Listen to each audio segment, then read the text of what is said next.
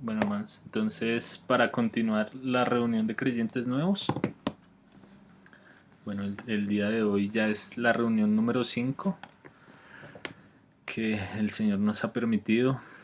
Esperamos poder hablar lo que el Señor quiere para cada corazón, ¿no? Que juntos podamos llegar al propósito que el Señor tiene para cada uno. Que podamos comprender su palabra y el plan que Él tiene para cada uno de nosotros, ¿no? Y bueno, y sería bueno empezar como con un resumen, hacer como un resumen de lo que hemos venido viendo. Entonces, para empezar, en la primera reunión vimos la condición del hombre, bueno, cómo el hombre fue creado, la creación como tal, que es el principio de las cosas que nosotros conocemos, en el cual Dios quiso desarrollar un plan que estaba en su corazón y pudimos ver por las escrituras que toda la creación, como lo veíamos allá en los versículos de Génesis, Dios la hizo buena, ¿no? O sea, creó todas las cosas con un propósito, ese propósito era un propósito bueno. Entonces vemos que el Señor creó la tierra, dispuso todas las cosas, las plantas, los animales, todo para luego poner al hombre para que él pudiera gobernar la creación que Dios había hecho. Y vemos ese pasaje allá en Génesis 1:26 que dice, hagamos al hombre a nuestra imagen conforme a nuestra semejanza, para que señoree sobre todas las cosas. Y pudimos ver, bueno, ya el capítulo 2 y el capítulo 3 que es como lo que se conoce como el protoevangelio, que es el momento en el cual vemos primero la rebelión o la caída del hombre. Que el Señor bueno, en el capítulo 2 del Génesis vemos que Dios había creado dos árboles, uno que era el árbol de la vida y otro que era el árbol del conocimiento del bien y del mal. Dios no le negó al hombre ninguno de los árboles del huerto excepto el del conocimiento del bien y del mal. Podemos decir que incluso Dios quería que el hombre probara de la vida, porque el probar de la vida era como si el hombre participara de Cristo mismo. Y vimos, bueno, ya en el capítulo 3 que el hombre, bueno, Adán había sido puesto para que guardara el huerto, pero él tal vez en un momento de descuido no lo hizo, la mujer fue engañada por la serpiente, que ya como, bueno, Diego lo había preguntado la vez pasada, podemos entenderlo ya por Apocalipsis, que esa serpiente es Satanás, que en el libro Apocalipsis Juan lo llama la serpiente antigua, que es Satanás, más literalmente, y vemos que la serpiente usó astucia para engañar al hombre para que participara o desobedeciera a Dios, ya que vemos que es algo que estaba siempre en el corazón de Satanás, ¿no? La rebelión, el querer hacerse como Dios. Y eso fue lo que implantó en el corazón del hombre. Entonces en el Génesis 3 vemos que la serpiente sedujo a la mujer, llegó con astucia y incluso con mentiras, ¿no? Le dijo que si comía, que Dios les había dicho, que lo que Dios había dicho era una mentira, que lo que Dios había dicho acerca de que si ellos participaban de ese árbol del conocimiento del bien y del mal, ellos no iban a morir, sino que iban a ser como Dios. Y dice la escritura que ese árbol era codicioso a los ojos y el fruto era agradable para comer, y la mujer fue seducida y se dejó llevar por esto, incurrió en transgresión hacia Dios, luego Adán, el hombre, también participó de esto, y luego vemos como una discusión en la cual empieza a haber un,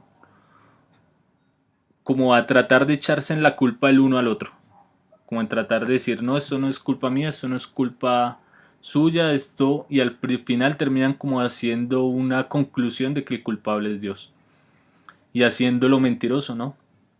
Y eso es el principio de todo lo que vemos nosotros ya hoy en día en la tierra, ¿no? Como los males, porque ahí en el Génesis 3 dice que maldita será la tierra por causa de la desobediencia, y es lo que vemos hoy en día, ¿no? También la muerte como algo que fue un decreto veraz de Dios en quien no hay mentira, y lo podemos comprobar hasta el día de hoy, vemos cuántas muertes diarias hay, Y incluso la muerte más trascendental se podría decir que fue la muerte espiritual o esa separación que hubo en el huerto, ¿no? Donde el hombre iba a ser expulsado del jardín en el cual Dios lo había puesto, pero aún más terrible iba a ser que Dios lo iba a expulsar de su presencia. Y ese relacionamiento que había entre el hombre y Dios ya no iba a poder ser el mismo. Entonces, esto es como un resumen, tal vez un poco extenso ahora. Pero, y luego, bueno, ya entramos a ver en el libro de Romanos. Alberto nos mostraba en Romanos 1:18 las consecuencias de la degradación del hombre, ¿no? Los pecados terribles que llegaron a cometerse. Entonces vemos que allá los hombres dejaron el uso natural y se extraviaron, y dice la escritura que se juntaron hombres con hombres en lascivia, en relaciones homosexuales, también las mujeres.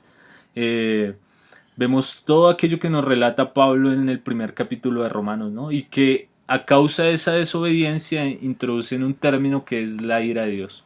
Se introduce. Y esa ira de Dios permitió el descarrío completo del hombre, ¿no? También, bueno, recordamos que el hombre está bajo maldición por causa de la desobediencia a Dios. Eh, También hemos visto la ira de Dios, bueno, un poco más como entramos a profundizar qué era aquello que era la ira de Dios, y vimos que era haber transgredido la santidad de Dios. Hablamos de que Dios es un Dios santo, es un Dios justo en el cual no hay mancha, no hay pecado alguno. Y vemos que el hombre está bajo condenación y está justamente condenado ante los ojos de Dios al haber ofendido la santidad de Dios mismo, ¿no? Entonces veíamos el Salmo 5:5, también vimos el Salmo 7:11 y 12, donde dice que Jehová está irado todos los días contra el impío. Bueno, y también hemos visto. Bueno, y además en esto de la ira de Dios vimos como una esperanza, que era que los que fueran justificados en la sangre de Jesucristo iban a ser salvos de la ira de Dios. Y también, bueno, recordándolo a Alberto en la primera reunión, también nos ha ido dando como destellos de luz, ¿no? Porque podríamos pensar que no hay esperanza. Y es que por sí no hay ninguna esperanza aparte de Jesucristo. Entonces veamos aquella gran promesa que está en Génesis 3, que dice que la serpiente iba a ser pisada a su cabeza por la simiente de la mujer, que es como la primera promesa que hay acerca del Salvador, de Jesucristo, quien iba a encarnarse por medio del Espíritu en el vientre de la mujer, de María, que ya lo podemos leer en los Evangelios, ya como un poco más claro, ¿no? Entonces, la última reunión, no sé si Alberto nos puede hacer el resumen de la reunión del sábado para que podamos entrar en el tema de hoy. Y ya Pues en la reunión del domingo estuvimos viendo el tema de la cruz, ¿no? Lo que pasó en la cruz. Ampliamos un poco el tema de la ira de Dios y leíamos un poco en Deuteronomio 28, versículo 15 adelante, un poco de las plagas o maldiciones que venían de parte de Dios por causa del pecado. Y eso son maldiciones pues físicas, terrenales, consecuencias del pecado. Pero también veíamos que un día todos los hombres serán juzgados por Dios. En Apocalipsis 20 leíamos que hay un lugar llamado el lago de fuego. El lago de fuego es lo que conocemos en la cultura popular o en las películas como el infierno. Así lo llamamos muchas veces, ¿no? La Biblia lo llama el lago de fuego. Es la misma idea, solo que hablábamos que no es como en las películas, que hay un diablo con cachos en un trono reinando, ¿no? Hablábamos que el rey del lago de fuego es Dios. El lago de fuego es la ira de Dios contra el pecado y contra el pecador. Es el lugar de destrucción y castigo eterno de los malvados que han rehusado una y otra vez las advertencias de Dios y a su Hijo lo han rechazado. Es el justo castigo por las obras de todos los pecadores, ¿no? Las obras malvadas. Y igual que todos merecemos ir. Pero veíamos que Dios, en su misericordia, en su amor, aparte de la revelación de su ira, también está la revelación de su amor. Y en su amor Dios decidió enviarnos a su Hijo Jesucristo, a salvarnos de la ira de Dios, salvarnos del castigo eterno que merecemos. Y Jesucristo pues vino por medio, como decía Andresito, del Espíritu Santo encarnándose en María. Él vivió una vida perfecta, él nunca pecó. Leíamos en Hebreos que él es inocente, sin mancha, que nunca cometió pecado, aunque fue tentado en todo.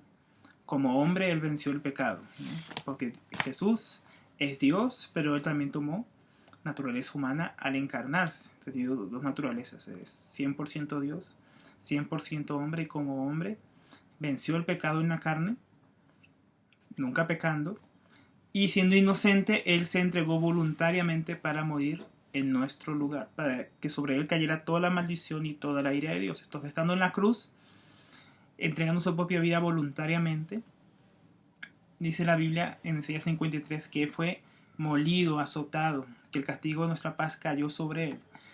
¿Castigo de quién? El castigo de Dios. La ira de Dios que demandaba nuestra muerte es la ira de Dios que demandaba que la justicia de Dios fuera satisfecha. Y entonces Dios envió a su propio Hijo a tomar nuestro lugar. Y Jesús en la cruz dice en Gálatas 3:13 que cargó nuestra maldición, que toda la maldición que tiene que caer sobre nosotros cayó sobre él. Todas las maldiciones, toda la ira, todo el enojo santo de Dios cayó sobre su Hijo en nuestro lugar, para que nosotros podamos recibir la bendición de Dios. Hablábamos que se le llama en la Biblia justificación, donde Jesús toma nuestro lugar y es tratado como injusto, es tratado como pecador, como nosotros debemos ser tratados, y nosotros somos tratados conforme a la justicia de Jesús. Jesús que nunca pecó, Jesús que siempre agradó al Padre, Jesús que siempre obedeció al Padre. Toda aquella justicia que es de Dios en Jesucristo nos fue atribuida a nosotros, a los que creemos, ¿no?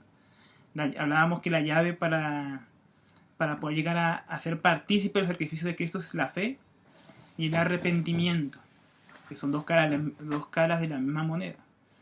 Que por medio de la fe en Jesucristo somos justificados de nuestros pecados. Él toma nuestro lugar y nosotros tomamos la justicia de Él como si fuera nuestra justicia. Es imputada, es un término legal que es puesta sobre nosotros. Es como si nosotros somos tratados como si hubiéramos vivido la vida perfecta de Jesús que nunca pecó. Hablábamos también que el Señor Jesús, conforme a 1 Corintios 15, del versículo 1 al 4, dice que Jesús no solamente murió por nuestros pecados, sino que Él fue sepultado y el tercer día resucitó de los muertos, como lo anunciaban las profecías, como lo dice la Escritura. Jesús se levantó de los muertos, demostrando que el sacrificio que Él hizo fue aceptado por el Padre, mostrando que realmente lo que Él hizo por nosotros está vigente, ha sido aceptado por Dios el pago por nuestros pecados. Es una cosa tremenda. La resurrección de Cristo es el sello triunfal de su sacrificio en la cruz, es su victoria sobre la muerte. Y ahora toda aquella victoria que Jesús tuvo sobre el pecado y sobre la muerte es puesta a favor del que cree y se arrepiente de sus pecados. Ese es como más o menos el resumen. Queremos arrepentirnos y creer en el Evangelio. ¿Qué es el Evangelio? Es todo lo que hemos venido viendo hasta ahora. Que el ser humano es pecador, que somos pecadores, que hemos ofendido a Dios, que hemos pecado contra Dios, que somos dignos del lago de fuego, pero Dios en su amor envió a su único Hijo a tomar nuestro lugar en la cruz, siendo inocente, sin pecado. Él dio su vida por nosotros, cargando la ira y el castigo por el pecado que nosotros merecíamos, siendo sepultado, resucitando el tercer día de los muertos y ascendido a la diestra de Dios, y un día de venir a juzgar a los vivos y a los muertos y echar al lago de fuego a todos los que no quieran arrepentirse y poner su fe en Él. Amén. Amén. Creo que, bueno, Alberto nos ha hecho un resumen inclusive de un poco el tema de lo que queríamos ampliar hoy, porque es tan importante tener claro el concepto del Evangelio, porque es como en donde Dios magnifica su poder, muestra más acerca de su carácter, de quién es Él, ¿no? Y es donde nosotros podemos comprender quién es Dios de una manera más correcta como tal. Entonces, en la respuesta ¿qué es el Evangelio? Creo que Alberto lo ha resumido, pero yo hice como una ampliación un poco acerca del término para poder llegar a algo a lo que debe llegar cada persona que es nueva en Cristo, ¿no? Que es poder arrepentirse y creer en ese evangelio, ¿no? Como ya estamos citando en Marcos 1:15, que fue el versículo con el que finalizó Alberto el domingo, que decía: el tiempo se ha cumplido y el reino de Dios se ha acercado. Arrepentidos y creed en el evangelio. Entonces es importante conocer qué es el evangelio para poder llegar a comprender qué es lo que nosotros debemos hacer para recibir ese evangelio, para poder ser partícipes de la iglesia como tal y de la familia de Dios. Entonces, el evangelio es el término como tal, es lo que nosotros denominaríamos en castellano como que es una buena noticia, ¿no? Y es una palabra que en el tiempo bíblico se usaba para hablar cuando había un enfrentamiento entre dos ejércitos y alguno de los dos obtenía la victoria, pues era enviar un mensajero con esa buena noticia de que se había obtenido la victoria, o que había habido, bueno, sí, que había habido una victoria en esta batalla, ¿no? Entonces, al hablar del Evangelio en el Nuevo Testamento hace referencia también al cumplimiento de las promesas de Dios en Jesucristo. Entonces veíamos que en Génesis 3, 14 y 15 allá se habla de que la simiente de la mujer iba a pisar la cabeza de la serpiente, ¿no? Y a través de esa simiente de la mujer nosotros íbamos a poder recibir aquello que lo que Alberto hablaba como la justificación, porque Jesucristo, como hombre perfecto, que se encarnó siendo 100% Dios, 100% hombre, él iba a vivir una vida correcta, una vida sin pecado y sin mancha delante de los hombres y también delante de Dios, ¿no? Y él como tal iba a satisfacer absolutamente la demanda o lo que demandaba la justicia del Padre en su santidad. O sea, él era el único que podía pagar ese precio tan alto de la transgresión que nosotros habíamos cometido, ¿no? Como tal. Él era el que iba a cumplir completamente iba a poder pagar esa deuda como tal, podríamos decir. El único iba a ser Jesucristo, el que iba a poder restituir esto. Entonces, ya en el Nuevo Testamento podemos ver que esa promesa ha sido cumplida. Yo tomé un versículo en 1 de Pedro 1, 10 al 12, porque es algo que a veces para nosotros es un poco liviano, pero vemos que los profetas del Antiguo Testamento y se puede decir la historia del mundo estaba esperando este momento, el momento en el que Jesucristo viniera a redimirnos, ¿no? Con el Padre. Y ahí en 1 de Pedro 1, del 10 al 12 dice: los profetas que profetizaron de la gracia destinada a vosotros inquirieron diligentemente, indagaron acerca de esta salvación, la salvación que iba a venir por medio de Jesucristo, ¿no? Escudriñando qué persona y qué tiempo indicaba el Espíritu de Cristo que estaba en ellos, el cual anunciaba de antemano los sufrimientos de Cristo y las glorias que vendrían tras ellos.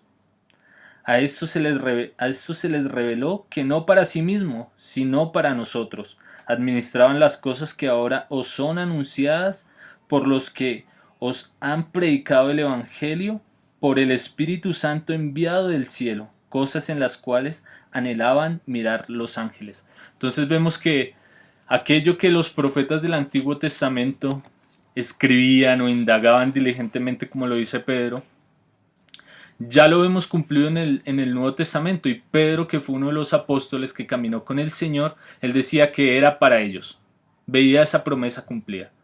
Y ahora cuánto más para nosotros, que podemos ser partícipes de esta buena noticia, ¿no? Y dice que eran cosas de las cuales aún anhelaban mirar los ángeles. Entonces el Evangelio es el cumplimiento de las promesas de Dios, también podríamos decirlo.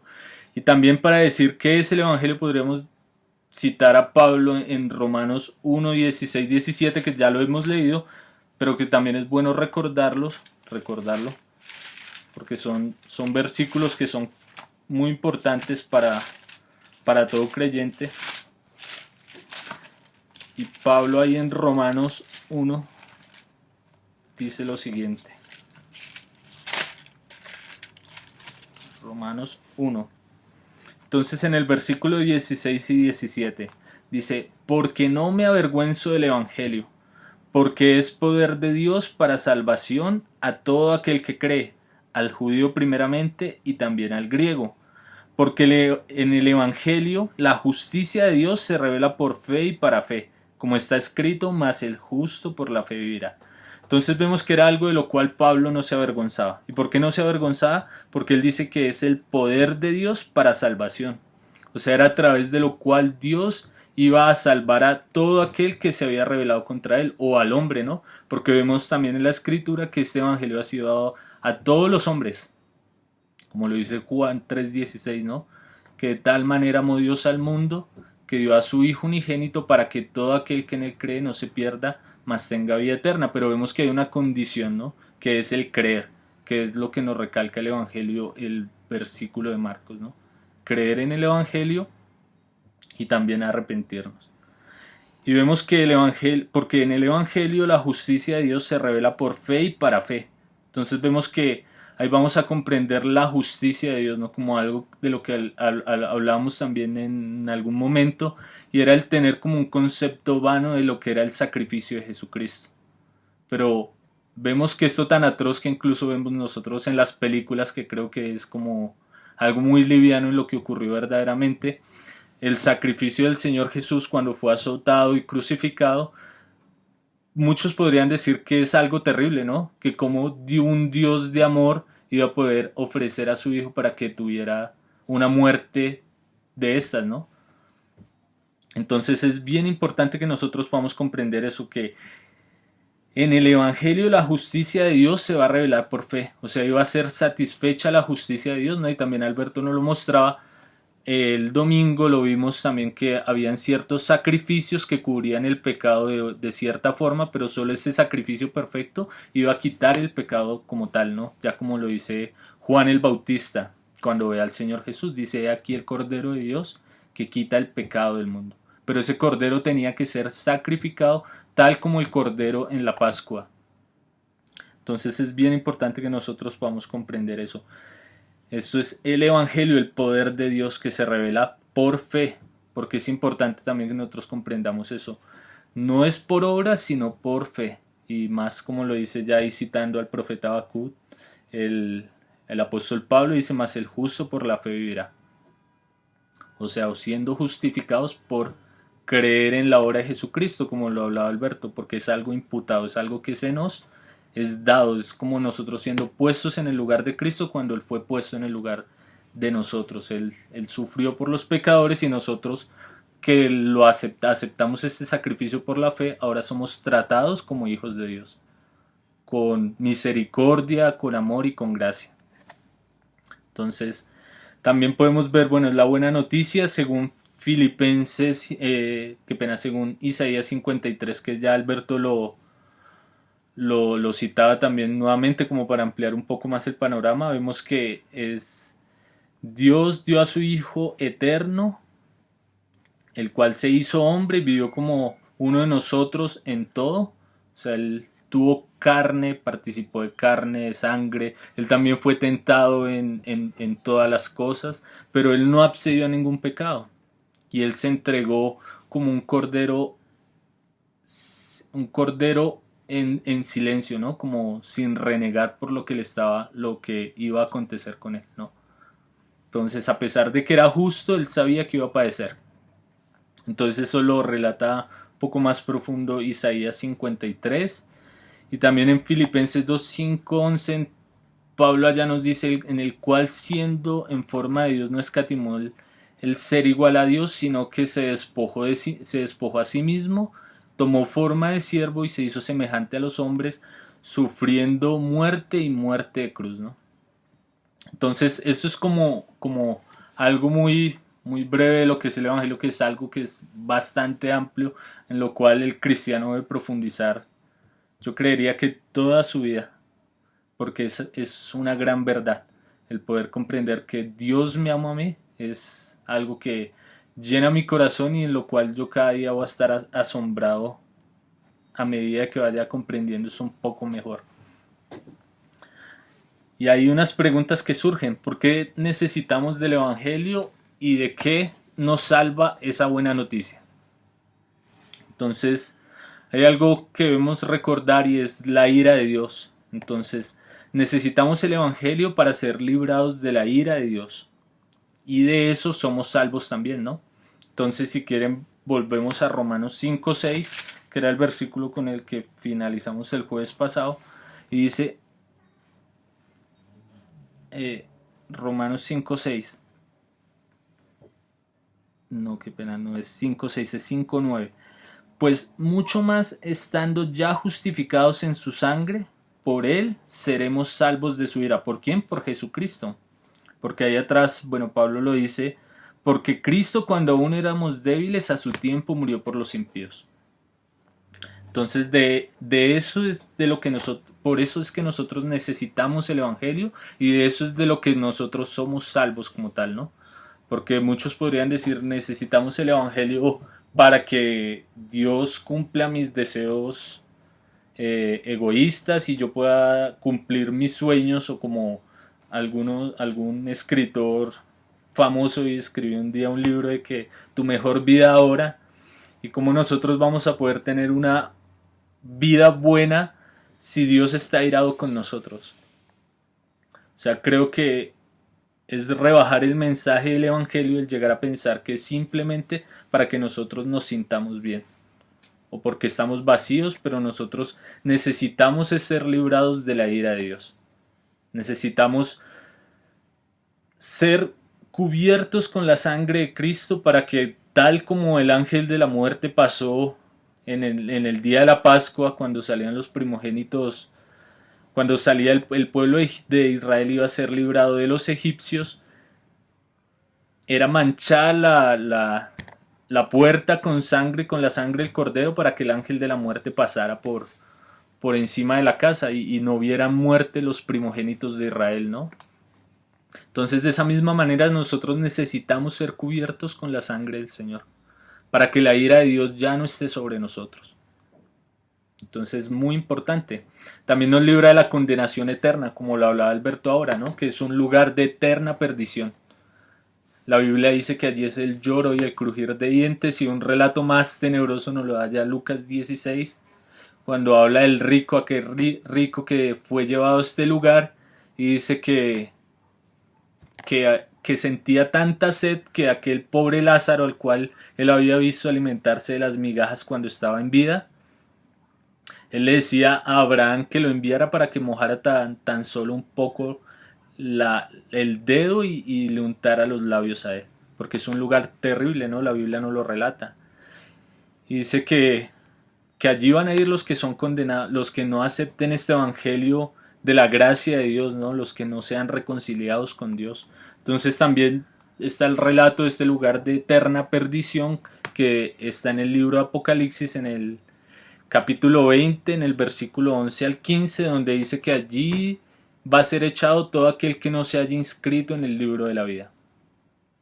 Entonces de eso somos librados, de la condenación eterna en el infierno, de este lugar que, aunque el Papa dice que no es real, la Escritura nos demuestra que es un lugar verídico, un lugar del cual, si nosotros pudiéramos entender o pudiéramos hacer la semejanza, creería que muchos no dudarían en aceptar el Evangelio de Dios. Si pudieran tan solo experimentar, así fuera un segundo en el infierno, creería que, tal como aquel rico le pidió a Abraham que enviara a su familia ángeles para que les predicaran el Evangelio, para que no llegaran a ese lugar, muchos lo harían, ¿no? Si pudieran tal vez vislumbrar esto un poco más, que es un lugar real del cual la Biblia nos advierte que debemos ser librados, ¿no? Y vemos la misericordia de Dios día a día diciendo que aceptemos este Evangelio. Entonces de eso somos salvos, por eso necesitamos el Evangelio, también para ser reconciliados con nuestro Padre. Aquella relación que había del hombre con Dios, de Adán con Dios en el huerto del Edén, nuevamente va a ser restaurada una vez cuando el hombre reciba este mensaje del Evangelio. Ya la ira de Dios no está sobre nosotros y nuevamente podemos acercarnos a Él. Un versículo para hablar de esto está en 1 de Pedro 3:18, que dice de esta manera: dice, porque también Cristo padeció una sola vez por los pecados, el justo por los injustos para llevarnos a Dios, siendo a la verdad muerto en la carne pero vivificado en espíritu, en el cual también fue y predicó a los espíritus encarcelados. Bueno, entonces ahí en el 18 dice que Él siendo justo padeció por los injustos, para que nosotros podamos ser llevados a Dios o podamos acercarnos a Dios. El hombre estaba completamente alejado de Dios, pero por medio de este mensaje del Evangelio, nuevamente es restituida nuestra comunión con Dios. De ahí que el cristiano pueda acercarse a Dios en oración y más aún, como dice Pablo allí en Romanos, que podemos decir Abba Padre, por medio de este mensaje del Evangelio. Y de eso es lo que nosotros necesitamos. También necesitamos ser rescatados de nuestra vana manera de vivir. A veces la vida pecaminosa, que aunque muchos piensan que es un deleite o es un disfrute, también nos causa tristeza y nos lleva a la muerte, incluso en la parte física en la que nosotros vivimos, ¿no? Como tal. Vemos las vidas de exceso, de drogas, de licor, las envidias, los adulterios, las fornicaciones, como aunque pareciera que causara placer por un instante, podemos ver que las personas que practican estas cosas son las personas que más viven con su corazón lleno de tribulación, de, de un agotamiento, sus corazones son vacíos, tal vez viven en estos excesos para acallar un poco su conciencia. Entonces es algo de lo que nosotros necesitamos ser rescatados de nuestra vana manera de vivir. Y esto lo hacemos cuando recibimos el Evangelio, y de eso es de lo que nosotros necesitamos ser salvos como tal, ¿no? De la ira de Dios, de la condenación eterna, ser reconciliados con nuestro Padre y ser rescatados de nuestra vana manera de vivir. Y aquí llegamos como al punto en el que queremos enfatizar hoy un poco más, porque es algo bien importante, y es cómo podemos ser salvos, ¿no? Sabemos que la salvación es un regalo de la gracia de Dios, es un don de Dios. Dice en Efesios que no es por obras para que nadie se gloríe, sino que es únicamente por gracia. Entonces este mensaje de gracia nosotros debemos recibirlo por la fe, pero también lleva un ingrediente que es el arrepentimiento, que es lo que veíamos allá en el versículo de Marcos, en el capítulo 1, en el verso 15, ¿no? Que dice: el tiempo se ha cumplido y el reino de Dios se ha acercado. Arrepentidos y creed en el Evangelio.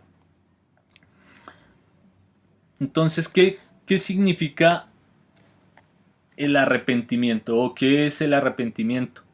La escritura, cuando habla de arrepentimiento, bueno, la palabra en el castellano a veces puede parecer un poco liviana, pero en el griego usa un término que se llama metanoia, que es de meta, que donde viene la palabra metamorfosis, que es como una transformación, y noia, que es de nous o la mente, que es como un cambio de mente.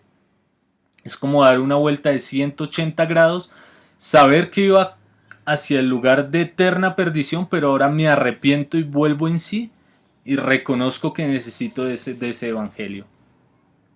Entonces, bueno, ¿cómo una persona va a saber que necesita arrepentirse? Primero necesita saber si está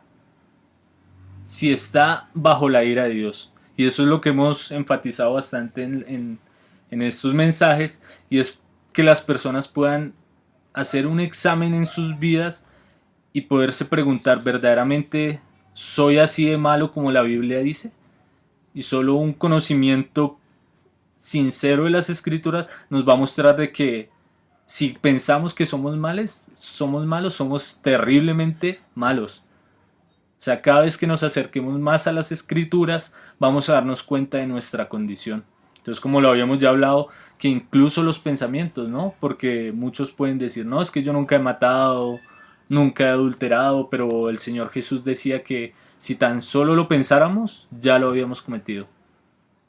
Entonces también vemos que la mentira Dios la condena, el ser desobediente hacia nuestros padres Dios lo condena, y todos esos pecados son vistos de la misma manera delante de Dios.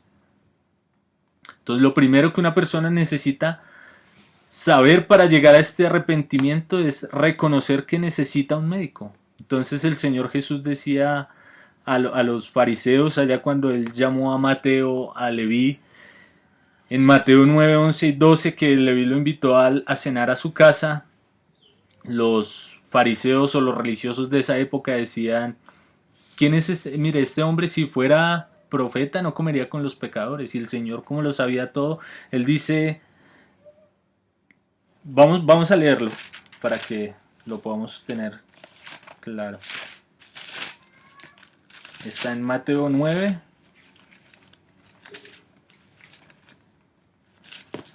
en el versículo 11 y 12 dice: Cuando vieron esto los fariseos dijeron a los discípulos: ¿Por qué come vuestro maestro con los publicanos y pecadores?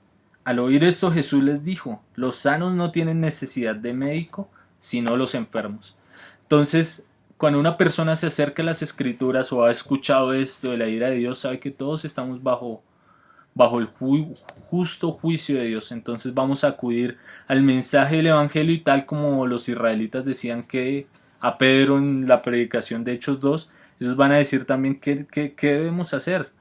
Y es algo que también vamos a citar. Entonces debemos arrepentirnos, debemos tener ese cambio de mente, el saber que íbamos al lugar de eterna perdición y volver en sí, poder dar esa vuelta de 180 grados y poder ahora mirar hacia las cosas de Dios, que nuestra mente sea cambiada completamente. Entonces vamos a leer más eso que acerca del arrepentimiento en Hechos 2, que ya lo habíamos dicho en la predicación del apóstol Pedro, ¿no?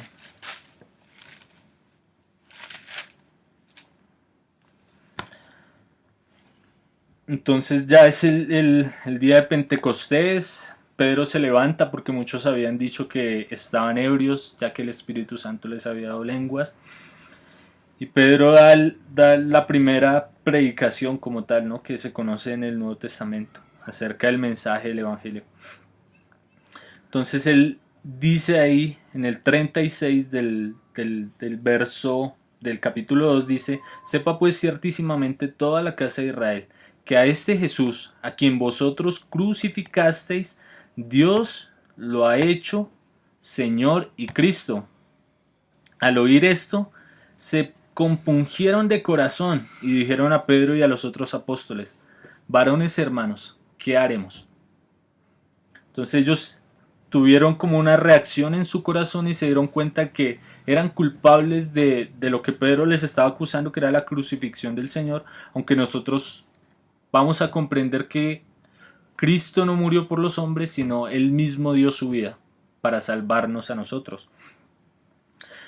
Y ahí en el 38 Pedro les dijo: Arrepentíos y bautícese cada uno de vosotros en el nombre de Jesucristo para perdón de los pecados, y recibiréis el don del Espíritu Santo. Entonces nuevamente esta palabra arrepentimiento, que es tan importante para nosotros quienes estamos como amoldados al mundo, ¿no?, y tenemos un pensamiento el cual debe ser cambiado para que podamos volvernos de nuestra vana manera de vivir hacia Dios, podamos tener ese cambio en nosotros, que podamos arrepentirnos y podamos ser entendidos que necesitamos este mensaje del Evangelio. Entonces, bueno, lo dice aquí Pedro y lo repetimos de Marcos 1:15: arrepentidos y creed en el Evangelio. Entonces es un cambio de mente, es algo de lo cual es tan importante para el creyente, ¿no?, y que a veces es tan poco, que se habla tan poco de estos temas en los ambientes cristianos ya hoy en día.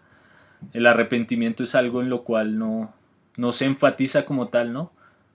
Porque lo único que quieren es simplemente calmar un poco la conciencia de la persona con algo de religión, pero que al final los va a llevar a condenación eterna, ¿no? Entonces es muy importante ese mensaje del arrepentimiento. Es como algo con lo cual nosotros podemos reconocer que necesitamos de Dios. Nuestra mente va a ser cambiada, y ahora, tal como lo dice allí las Escrituras, también dice: vamos a obtener la mente de Cristo. una mente que va a procurar ahora buscar las cosas del cielo, ¿no? Va a procurar ahora conocer más a Dios, va a procurar ahora hacer la voluntad de Dios, no aquello que nos cuesta tanto hacer, pero que aquel que se arrepiente o que tiene este cambio de mente va a poder lograr, ¿no? O sea, con la ayuda del Señor, por la gracia que viene del cielo. Entonces es muy importante, no sé si Alberto quiere hablar un poco más del arrepentimiento. Y bueno, hay más cosas con las cuales se necesitan, ¿no? Entonces, también como lo es la fe que ya se ha nombrado, crean en el Evangelio, pero que tal vez es un poco bueno profundizarlo, ¿no? Bueno, la palabra arrepentimiento en hebreo, que es la que seguramente Jesús usó en Marcos 1.15, en hebreo es lahzor betshuvah. Significa volver en respuesta. ¿Respuesta a qué? Justamente a lo que venimos hablando, al mensaje del Evangelio. Entonces la respuesta que Dios espera que nosotros demos al mensaje del Evangelio es un reconocimiento que somos pecadores, primeramente. Porque si no reconozco que soy pecador, entonces ¿de qué murió Jesús por mí? ¿A qué vino Jesús? ¿A morir por los santos? Él dijo que no vino por los santos, por los justos, vino por los pecadores, ¿no? Entonces, cada uno de nosotros tiene que reconocer que ha pecado contra Dios. Esa es la primera, lo que queda arrepentimiento, volver en respuesta. Entonces, en respuesta a lo que hizo por mí, yo reconozco, soy un pecador, Jesús murió por mí. ¿Por qué? Porque Él murió por los pecadores y yo soy un pecador. Pablo decía que Él era el peor de los pecadores, a quien vino primeramente a salvar Cristo. Ese es al punto que debemos llegar cada uno, reconocer que hemos pecado contra Él, saber lo que significa haber violado la santidad de Dios, que pues lo hemos explicado tanto, y por ello mismo también fe. Fe es respuesta al sacrificio de Cristo. Eso también es parte del arrepentimiento. Yo creo que Él murió por los pecadores de los cuales yo soy un pecador. Eso es fe en el Señor. Eso es reconocer, eso es arrepentirse. Pues no solamente reconocer que eres pecador, es realmente un deseo de ser libre de ese pecado. Ser libre no solo de las consecuencias, de la ira de Dios, del lago de fuego, sino ser libre de aquello que realmente llevó a nuestro Señor a la cruz y por lo cual nos llevaba a nosotros al lago de fuego. Realmente es algo terrible. Imagínense, nosotros vemos a los drogaditos en la calle y decimos, pero ¿cómo puede ser que les hace tanto daño y no dejan de drogarse? Pero qué tremendo que a veces nosotros decimos, soy pecador, pero no quiero dejar mi pecado, el cual me está matando y llevando al lago de fuego. Entonces el arrepentimiento es ser iluminado por la palabra de Dios para que veamos el pecado que nos está matando, para rechazarlo, para decir yo no quiero seguir esto y no puedo librarme a mí mismo de mis pecados, necesito lo que Cristo hizo en la cruz por mí. Amén. Entonces recuerdo también la parábola allá del hijo, cuando el Señor Jesús cuenta que habían dos hijos a los cuales el padre había enviado a que hiciera cierta labor, ¿no? Y uno de los hijos le dijo, sí padre, yo voy, y no fue. Y otro le dijo, no, y fue. Y dice que este volvió así en arrepentimiento a su padre y fue y cumplió la labor. Entonces que eso sea lo que hoy quede para nosotros, ¿no? Que el Señor nos está llamando y aquellos que tal vez han dicho, no Señor, no es el tiempo, puedan arrepentirse, puedan decir, sí Señor, ahora sí es el tiempo. Tal vez los jóvenes que piensan que no es el momento, que puedan volver en sí y puedan aceptar el llamado de Dios. Puedan volver y decir, sí Padre, voy. Se puedan aceptar este mensaje de arrepentimiento. Y bueno, vamos a hablar también de la fe y del creer en Jesucristo y bueno, más adelante también del bautizo que se nombró aquí en Hechos. Cosas de las cuales también es importante que podamos conocer, ¿no? También pues dejar como una pregunta, ¿no? ¿Cuál es la motivación de cada uno al escuchar ese mensaje? O sea, es verdaderamente poder ser reconciliados con Dios, como lo veíamos ahí en el pasaje de Pedro, poder volver en sí, ser librados del pecado, o simplemente querer tener un poco de religión más. Porque si esa es la motivación, hermanos, creo que aún necesita el Señor trabajar más en el corazón, ¿no? Entonces que hoy puedan aceptar este mensaje y tal como aquel hijo de la parábola, ¿no? pueda decir sí, Padre. Aunque muchos ya dijeron que no, hoy puedan decir sí, Padre. Hoy. Amén. Entonces, le damos gracias al Señor y que Él pueda usar su palabra. Sí, vamos a tener también un tiempo de preguntas. Así, bueno.